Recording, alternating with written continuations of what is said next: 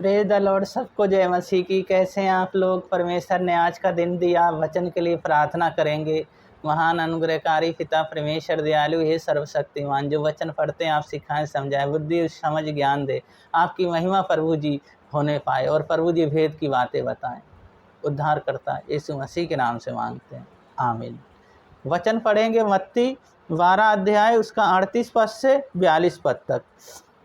इस पर कुछ शास्त्री और फरीसियों ने उससे कहा, हे गुरु, हमें तुझसे एक चिन्ह ना चाहते हैं। उसने उन्हें उत्तर दिया, इस युग के बुरे और व्यभिचारी लोग चिन्ह ढूंढते हैं, परंतु यूहन्ना भविष्यद्वक्ताओं को चिन्ह छोड़ और कोई भी चिन्ह उनको ना दिया जाएगा।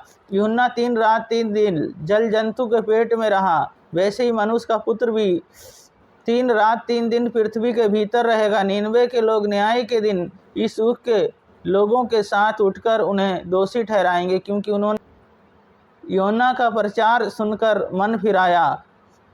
और देखो ये वे हैं जो यूहन्ना से भी बड़े हैं।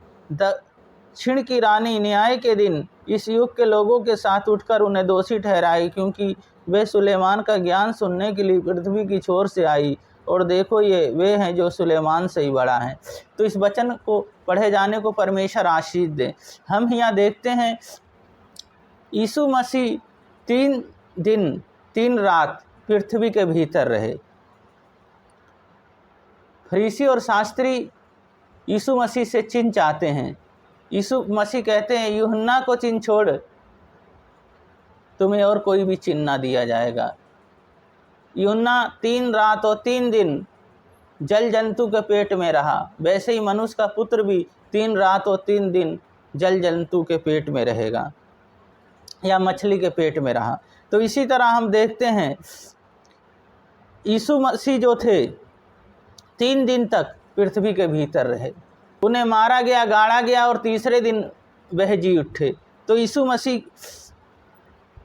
3 दिन तक, जिस तरह यूहन्ना 3 रात और 3 दिन मछली के पेट में रहा, इसी तरह यीशु मसीह भी रहे, पृथ्वी के भीतर रहे। तो वो कहते हैं मन फिराओ। पहली बात, मन फिराओ। जो कोई मन फिरा के यीशु मसीह के पास आता है, वो परमेश्वर उसके जीवन में कार्य करते हैं। और दूसरी बात, वही स्वर्ग जाएगा। यानी स्वर्ग का चिन्ह तो मांग रहे थे, पर स्वर्ग उन्होंने ग्रहण नहीं किया था। क्यों? क्योंकि वो लोगों का हृदय, मन और हृदय कठोर हो गया था। इसी तरह जो कोई यीशु मसीह पे विश्वास करता है, वह स्वर्ग जाता है। उसके जीवन में बहुत बड़े बड़े कार्य होते हैं। और तीसरी बात है, अपने आप को बदल लेता है। जो शास्त्री फरीसी थे, अपने आप को बदल नहीं रहे थे, पर यीशु मसीह कहते हैं अपने आप को बदलो तुम। तो यीशु मसीह जो थे, जो इस दुनिया में आए, हमारे लिए मारे गए और गाड़े गए और हमारे लिए इतने दुखों को सहा, उनके जैसे कौन था? वो कहते हैं मन फिराओ, तुम अब भी लौट आओ, तुम्हारे पापों की क्षमा होगी। पर उनका हृदय और मन कठोर हुआ और उन्होंने यीशु मसीह को नहीं जानना चाहा, यीशु मसीह के पीछे नहीं चलना चाहा। इसी तरह जो कोई यीशु मसीह के पीछे चलता, अपने जीवन को उसको सौंप देता, उसके जीवन में बहुत बड़े बड़े कार्य करते हैं। पूरे घर को, पूरी फैमिली को संभालते हैं, किसी बात की घटी और कमी नहीं रहने देते, क्योंकि वही पिता हैं, आकाश और पृथ्वी को बनाने वाले, सारी सृष्टि को बनाने वाले, सारे जगत को बनाने वाले। अपने जीवन को उसे सौंप दें। अपने जीवन में पहला स्थान जब हम यीशु मसीह को देते हैं, यीशु मसीह हमारे जीवन में आगे बढ़ाते ही जाते हैं। और हमें फिर किसी बात की, क्योंकि हमें शैतान की योजनाओं से हमें डर नहीं लगेगा, क्योंकि हम यीशु मसीह में आ गए हैं।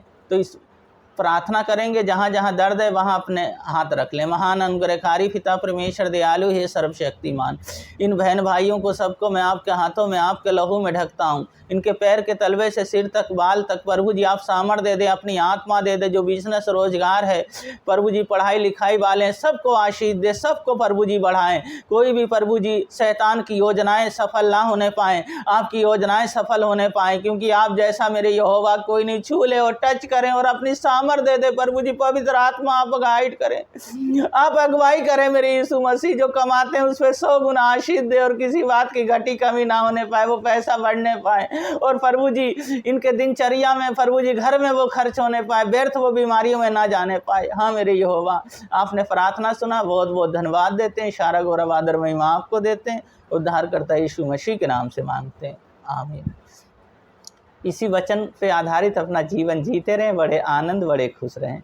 अपने हृदय को जब हम यीशु मसीह को दे देते हैं और दिन प्रतिदिन जब हम नया होते जाते हैं, तो परमेश्वर हमारे जीवन से बहुत खुश रहते हैं। परमेश्वर हमसे कुछ नहीं चाहते, हमसे परमेश्वर चाहते हैं वचन पे आधारित अपना जीवन को जिएं, बाइबल पढ़ते रहें, संगति में रहते रहें। परमेश्वर हमें बहुत तक आगे तक ले जाएंगे। सबको जय मसीह की।